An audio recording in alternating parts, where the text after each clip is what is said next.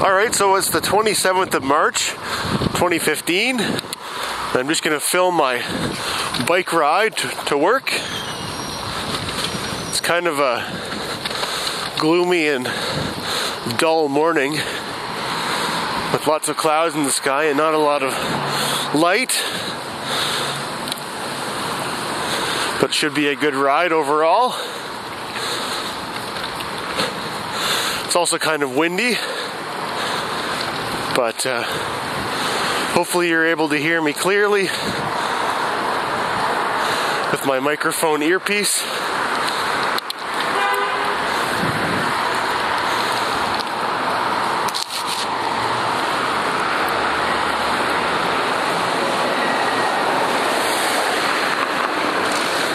So we're just riding along Yonge Street here, and I'm just going to press this button here. So you don't even need to press the button to go across Yonge Street so I can meet up with my safe bike route that I take often, which runs parallel to Yonge Street. My commute takes me from the Yonge and Eglinton area of Toronto up to the Yonge and Sheppard area of North York, which is also part of the city of Toronto.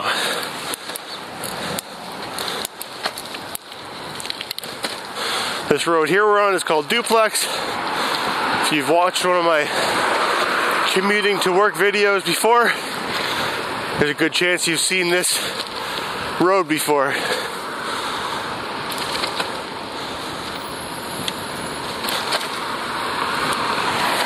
So today the temperature is around 1 Celsius. Actually, I think it was -1 this morning when I left.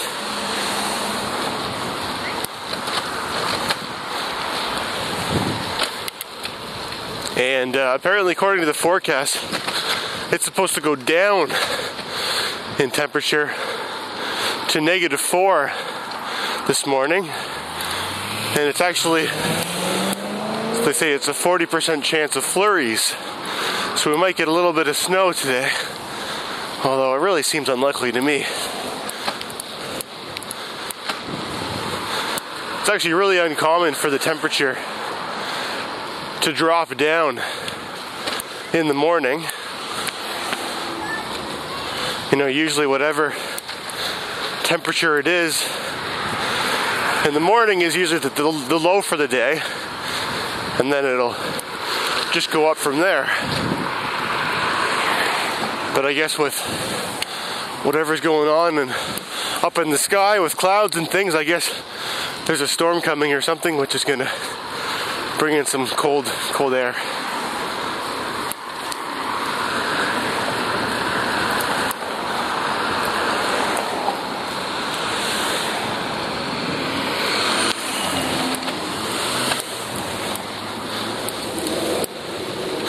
So it's been about a month since they made my last commuting to work video, back in February, near the end of February. And since then I posted some of my videos from my bike and barge trip in the Netherlands, which I spent a lot of time editing together. I've got day 2 just about ready to go to post. So you should see that one shortly after this one.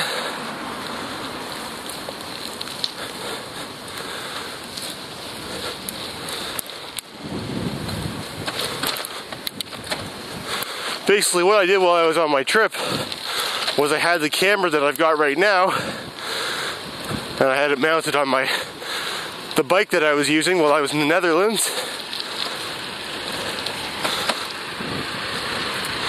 And at the beginning of the day, I just turned it on, and whenever we made a stop, I turned the camera off. So I was able to record most of all of the roads we rode on.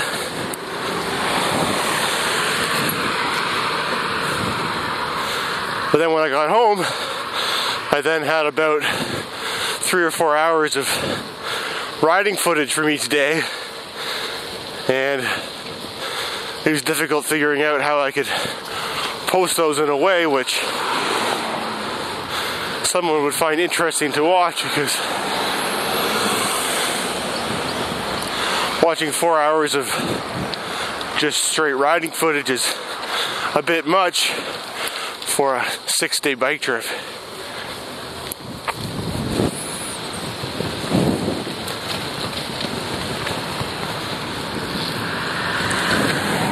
So what I ended up deciding to do was I edited the clips and took little 5-minute segments of different little parts, or sorry, little different 5-second little clips, and just kind of edited them together just to kind of show you little snapshots of the riding. And then I narrated and described what we were riding through, and just kind of talked about what we did on that day. So it gives you a little 10-minute or so video you can watch, which tells you all about the day that we rode on. And for the people that requested to see more riding footage, they wanted to see, continuous riding, not just little 5-second clips, I also pulled together about 45 minutes of riding clips, just straight riding clips. No narration, just some music that I put together to go on top of it. So we're here at Lawrence Avenue, which is one of the major busy streets we've got to get across. And it's about around a third of the way to work at this point here.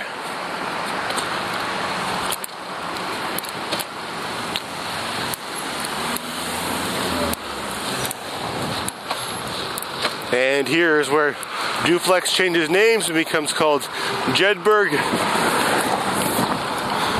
Although it has a different name, it's still a great road for biking on, in my opinion.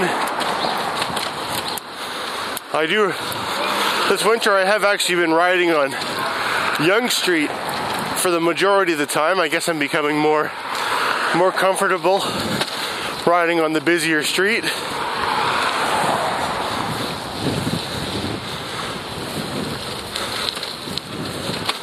But today I decided to take my classic route on Duplex and Jedburgh.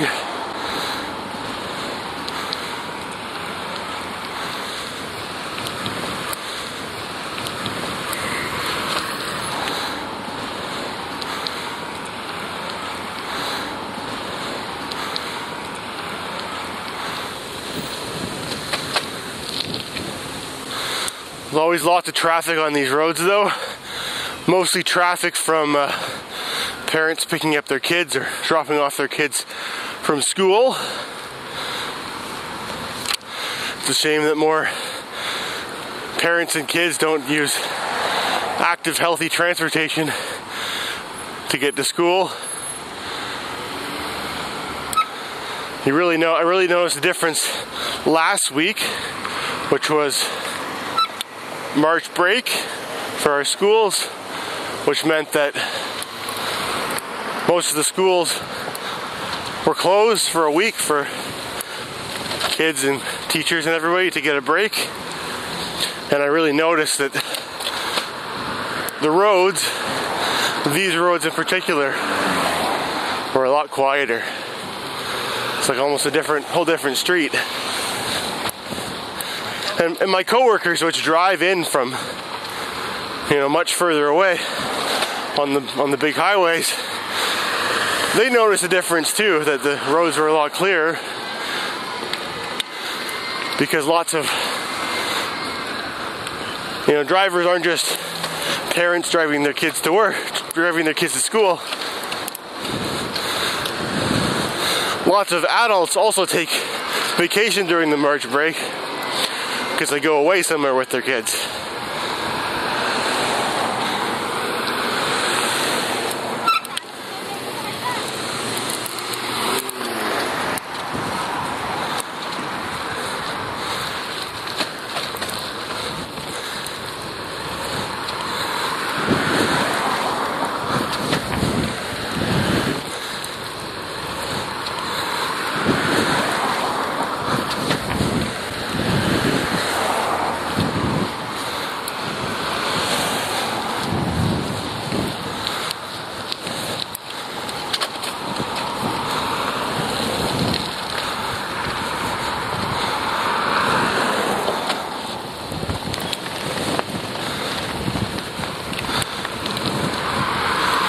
So for the last few weeks I've been riding my unicycle quite a bit.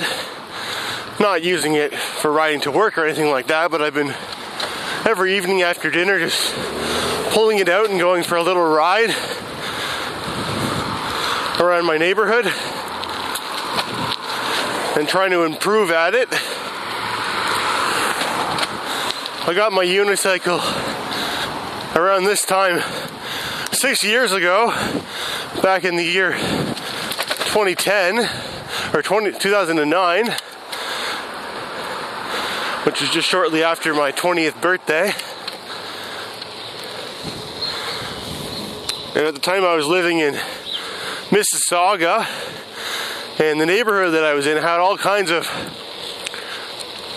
multi-use paved pathways which led all over the place, and they were all separated from the road, and it was a great place to go for bike rides, and it was a really great place to learn how to unicycle because there were so many trails and things you could ride around on. You know, you could take your unicycle out and you really had a good place to go.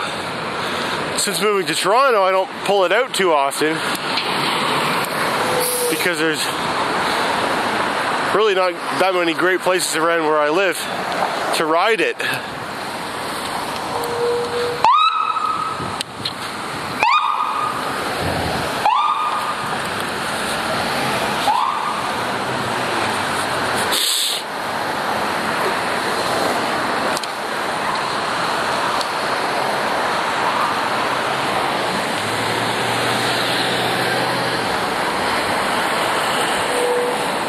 So we're at the intersection of Yonge Street and Yonge Boulevard, right near the Loblaws, where I go grocery shopping often. We're just waiting to get across Yonge Street so I can meet up with the set of roads that I take on the other side of Yonge.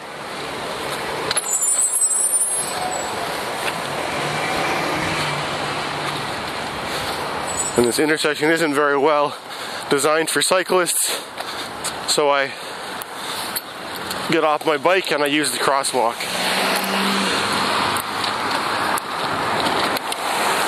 Alright, so now we're descending down the Hogs Hollow Hill, and we're going to make a right turn at our first opportunity up ahead on Donwoods Road,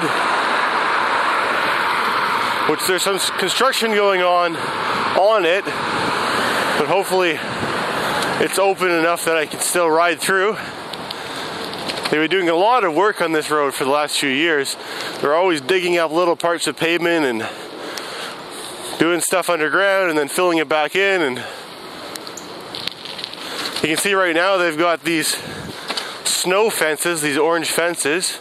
Oh, that's pretty icy, and I don't have my snow tires on. Go ahead. Yeah, maybe I should have taken Yonge Street instead. I'm gonna go really slow because certainly don't want to slip on the ice. So it sure doesn't take much when you're going down a steep hill like this to wipe out. Yeah, so as I was saying, they have these orange snow fences which are lining both sides of the street, and I'm not exactly sure why, but I'm anticipating they might be doing something with the curves. Maybe they're making the road wider and putting in different kind of curb or something. I don't know, we'll have to see. Alright, we made it down without slipping on any ice. It was really just that little section at the top.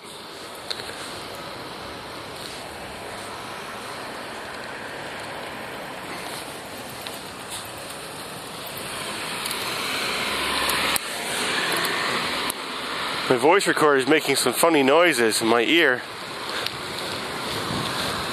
And I hope that those sounds aren't getting recorded, but I'm afraid that they might be.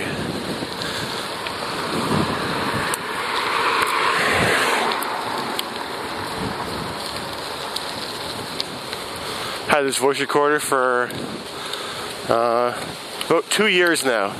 A little over 2 years. And it's been pretty reliable, but I did notice in a video that I was editing recently that I heard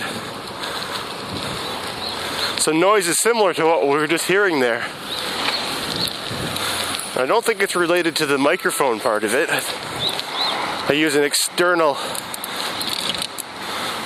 earpiece microphone for it. Yeah, there's that sound again.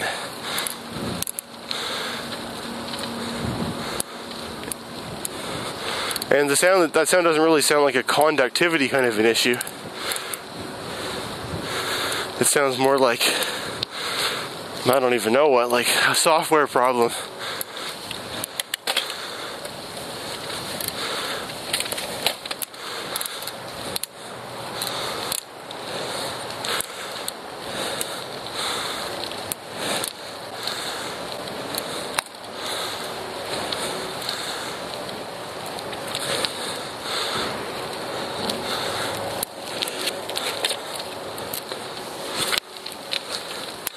So now we're climbing back up the Hogs Hollow Hill, up to the other side.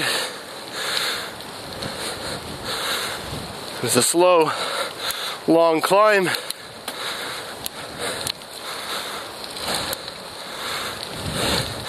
In my last video I was mentioning that I had some bike problems that I was having to deal with an axle breaking on my green machine and getting a flat tire on my Rally Sport, which is what I'm riding right now. The flat tire was caused because my tire was wearing out, and when I took it apart to fix it, I noticed on the inside of the tire that the inside was wearing out and cracking, and the wire bead that was on the inside was wearing through, and you could feel that what had caused the flat was the wire bead sticking into the inner tube. So when I saw that, I knew I needed to replace my tire, but at the time I didn't have a chance to actually go to the bike store to buy one, so I just patched my inner tube, put it back together, knowing that it wasn't going to last for much longer, and it definitely didn't. It lasted for another week or so, and then it got flat again. But then I gave me the chance to get down to the bike shop and buy 2 new tires for my bike, one for the front and one for the back. The front didn't have any issues with the wire beading, but I could see that it didn't have very much tread left on it, and throughout time I've been switching back and forth my front and back tires to make sure that they wear evenly. So my front tire was worn as much as my back tire, so I was justified replacing it as well.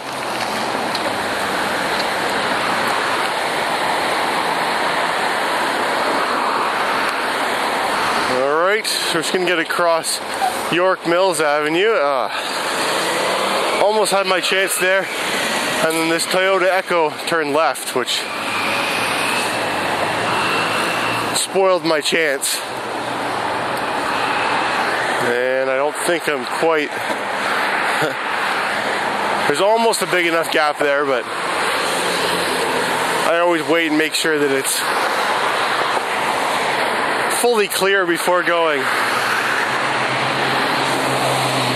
This is a bit of a dangerous crossing, being that it's on the side of a hill. The visibility is not great. I'm gonna have a sip of water though.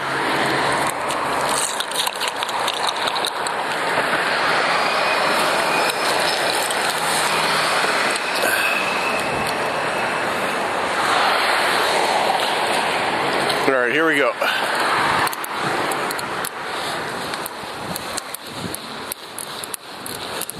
Yeah, that crossing there is pretty unpredictable. Sometimes the traffic lights are really nicely in sync and you can get across right away with no trouble. But other times you wait and you wait and you wait, and it's clear on one side for a long time, and then when it finally gets clear in the other direction, the first direction is not clear anymore.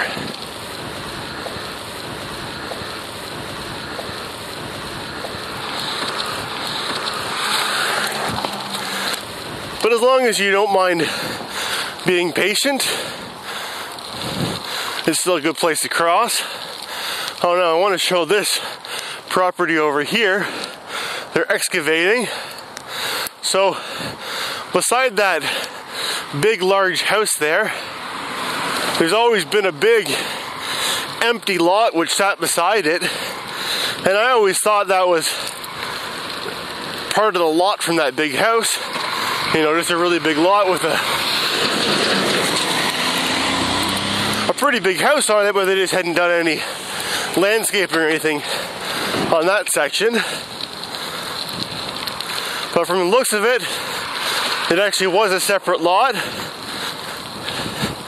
and someone's decided to develop it, and there's a new house going in there, so it'll be interesting to track the progress.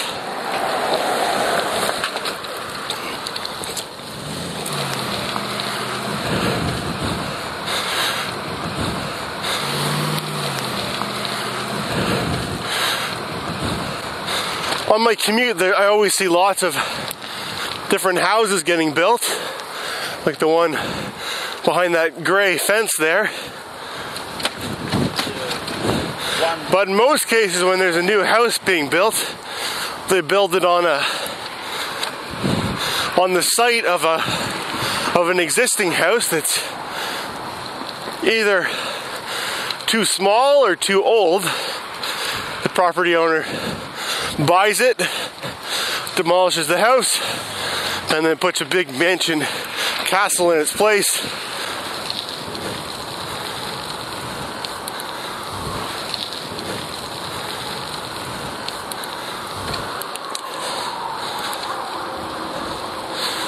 So this road we're on right here is called Old Yonge Street,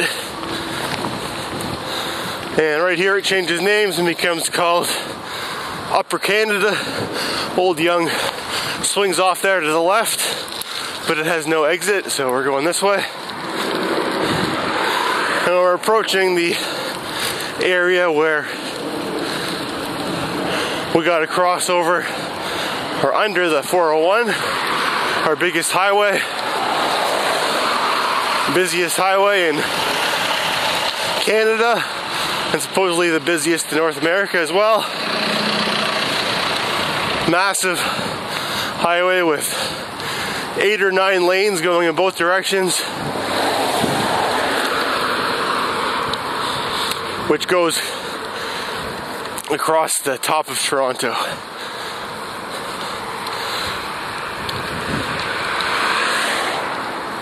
So we're going to make a left turn on this road here, which is called Lord Seaton.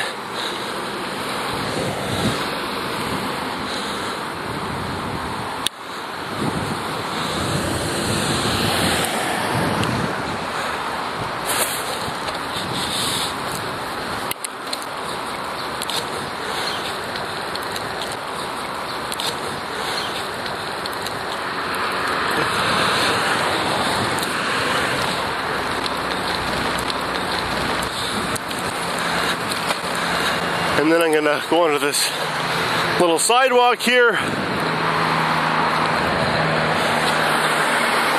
which will take me across and under the 401.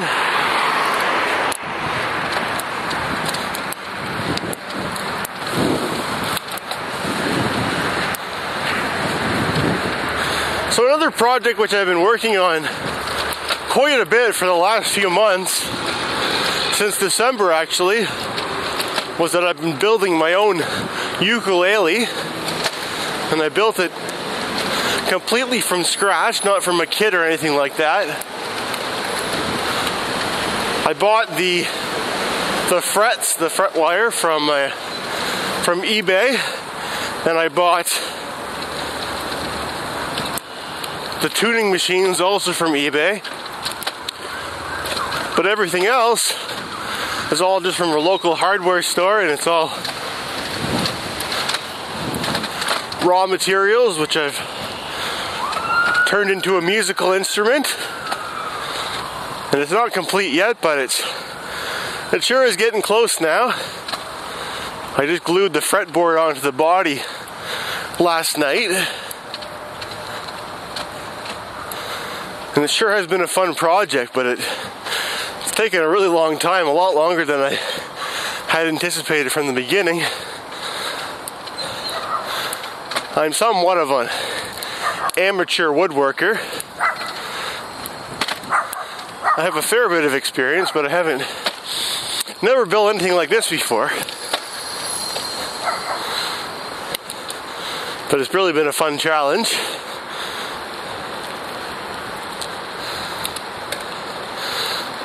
I made a few of the cuts on a table saw at my dad's workshop in Whitby. But other than those few cuts I made there, I've done the rest of it all in my little bachelor apartment in Toronto, which doesn't have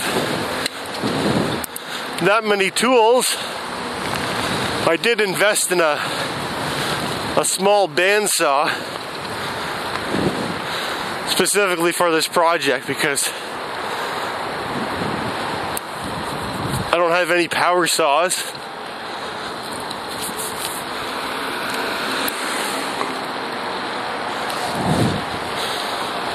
And a bandsaw seemed like the right tool for the job. So I haven't been making any video of that project because it's been really just been a learning experience for me mostly, and having to set up the camera to record stuff and explain stuff I knew would just make this long project take even longer. Although I have been taking lots of photos of it as I've been going. So if people are interested, I might put together a narrated slideshow in the form of a video to show the construction of my ukulele. Now at this point I still have no idea what this thing's going to sound like. I've done my best to build it using as many of the same dimensions as one of my existing ukuleles as I can, because I like how that one sounds. So I'm hoping it's going to sound similar to that one, but really not going to know until I've got some strings on it.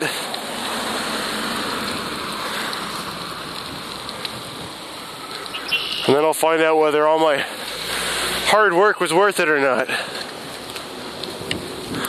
Alright, so we're really close to work now.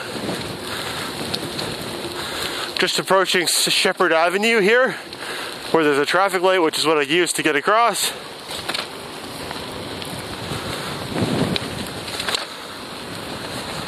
As I've been riding, I've been recording the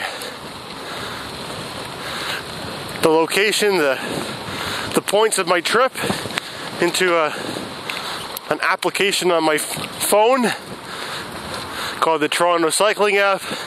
The Toronto Cycling app is an app which is developed and released by the City of Toronto. And it keeps track of your distance and your speed and all of that kind of stuff. But the unique thing that sets their app apart from all the others is that when you finish your trip, you can submit that trip and it goes to a big database that the City of Toronto has, and it helps them figure out where people are riding the most in the city.